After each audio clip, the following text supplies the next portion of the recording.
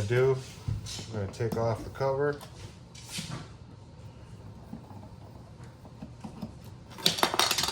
Set that aside.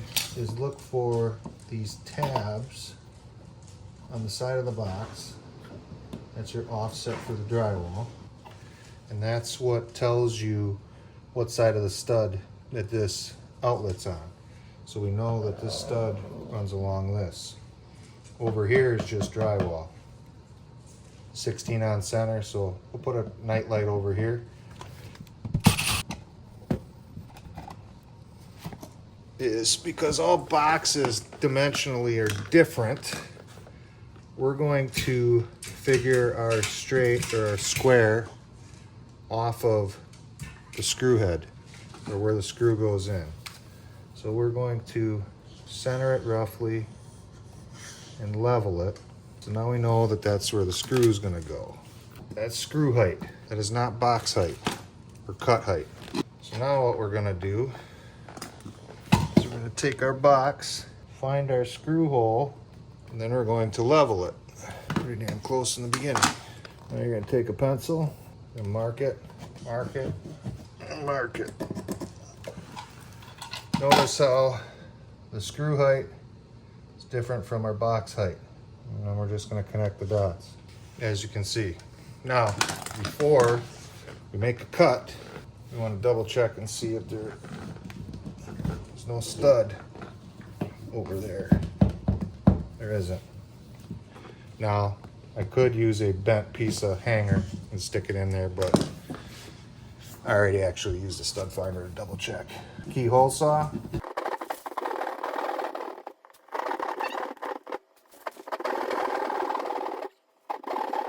Now, towards the end, you want to go super light or else the paper's going to rip.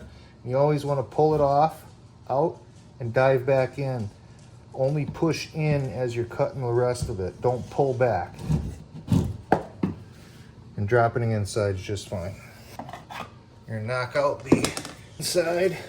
And what we're going to do is I'm going to cut a chunk of wire, 2 foot, because this is right on top of each other. Actually, it's probably more like 3.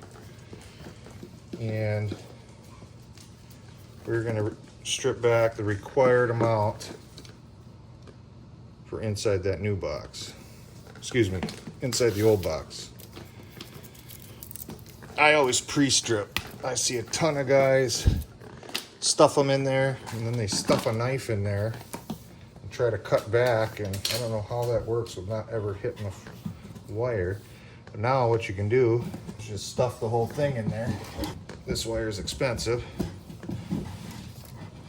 so I overcut, but you get the point. You just leave about a 1/4 inch hanging out on the inside of that other box.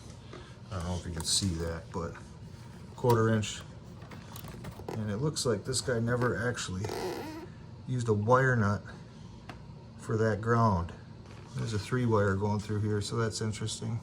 So, FYI, this outlet's still hot.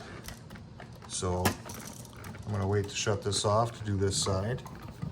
Bear in mind that's hot, but we can trim out the rest of the other outlet and do that not hot.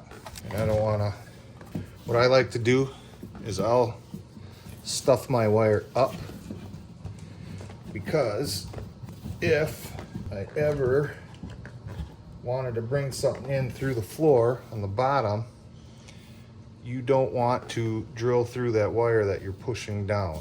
So you want to tuck it up. Again, I see a ton of guys not trimming this stuff out beforehand. I do not get it. This is so much easier. It's faster. And the cool thing is the guys, they'll bust these knockouts out. You don't have to bust it out far, just enough, because you want it to hold onto the wire. So I give my wires some memory to go into the box. These cut-in boxes are a little tough. A little bit more than a 1/4 inch sticking through there. That's all you need. Like I said, I like the wire up, so I'm going to stuff it up.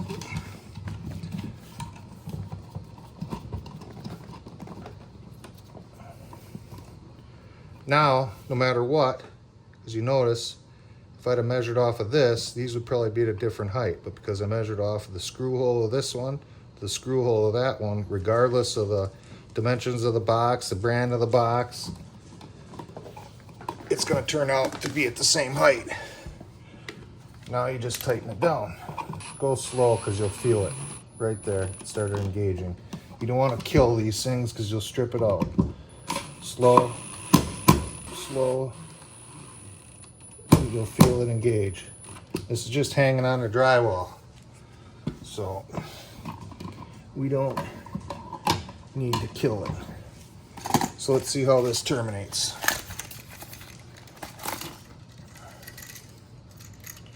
Oh wow, these come with a neat little louvered cover, which I will be using because I don't want this to be super bright.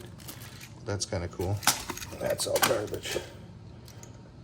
Looks like we can hook these off. Now, notice there's a recess where the screw goes. Right there, right there. So, in this particular one, we're gonna break off all of these drywall tabs. We don't need them. It'll flush mount. I don't have my clients with me, so we're gonna have to do it this way. Just over 5/8 of an inch. That's what I do. A lot of guys wrap 3/4.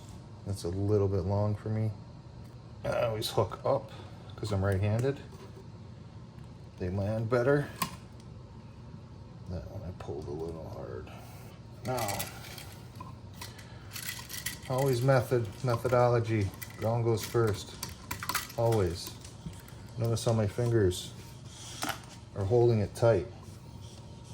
Stay in there. You want it to go clockwise. Next, you always do neutral. Notice how my thumb is holding it to stay tight. I always do these by hand. I've never used a drill to do this. See guys, hooking this stuff all the time with a drill. And you never know if it's tight or not. So there's always a top. I don't think it matters, but it might matter with this cover. So there is a protective cover on there. We'll leave it on until we terminate.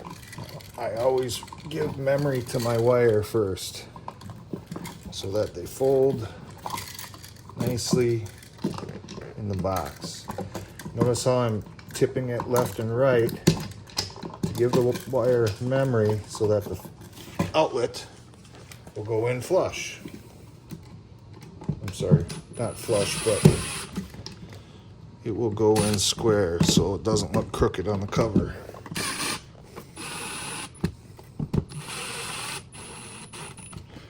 Now you always want to, because we leveled this and we leveled this, we always want these screws to go in straight center of these. Sometimes it'll be a little bit crooked and you can tap it over. We can actually check it with our level.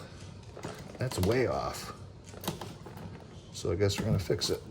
It's pretty close. Now, trimming this out. This guy trimmed these really, really short. Look at that. That's only sticking out, I don't know, 1.5 inches. That sucks. I really don't feel like doing this, but I guess we will go cut the power. All right, so I went and shut off the breaker. We can double check it's dead. And what I'm gonna do is we're going to test this in another outlet, just in case.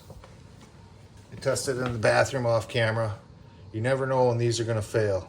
So when you shut something off, always put the tester back in, double check, and then you go back to a working outlet, put this in a working outlet and confirm that this is still working.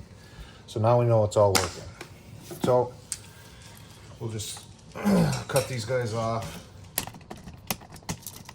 And it really sucks this guy did this way because it's so damn short. So what we're gonna do is I'm never gonna get nothing on that.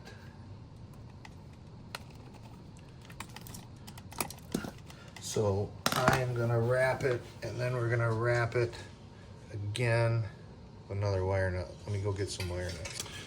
So we are going to wrap this ground, but I'm going to show you a safety thing that I just thought about while we were doing this. Normally this is not normal practice, guys. Normally these are a lot longer, but we're gonna have to improvise. So you always get them till they're just coming together, and we're going to tighten them up, and we're gonna actually cut them off. I hate doing this. And then I cut myself a pigtail. We are going to deal the ground out of here. We're gonna do it one more time, and then we'll throw a wire nut on it. Again, I hate doing it this way. Don't really have a choice. And I'll show you the safety problem with this outlet. It's trying to walk back up. So you gotta put your finger in there. This is so short.